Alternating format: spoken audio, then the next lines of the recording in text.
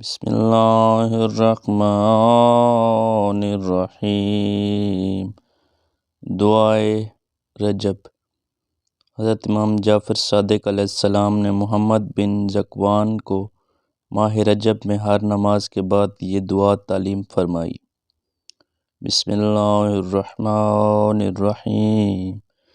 یا من ارجوہ لکل خیر وَأَمَنَهُ سَخَطَهُ عِنْدَ كُلِّ شَرٍ يَا مَنْ يُعْطِي الْكَثِيرَ بِالْقَلِيلِ يَا مَنْ يُعْطِي مَنْ سَأَلَهُ يَا مَنْ يُعْطِي مَنْ لَمْ يَسْأَلْهُ وَمَنْ لَمْ يَعْرِفْهُ تَحَنُّنًا مِنْهُ وَرَحْمَةً آتِنِي بِمَسْأَلَتِي إِيَّاكَ جَمِيعَ خَيْرَ الدُّنْيَا وَجَمِيعَ خَيْرِ الْآخِرَةِ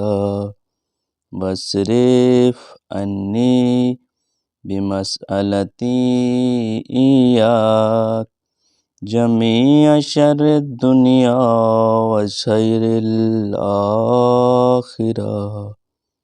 فَإِنَّهُ غَيْرُ مَنْقُوصٍ مَا آتَيْتَ وَزِدْنِي مِنْ فَضْلِكَ يَا كَرِيمُ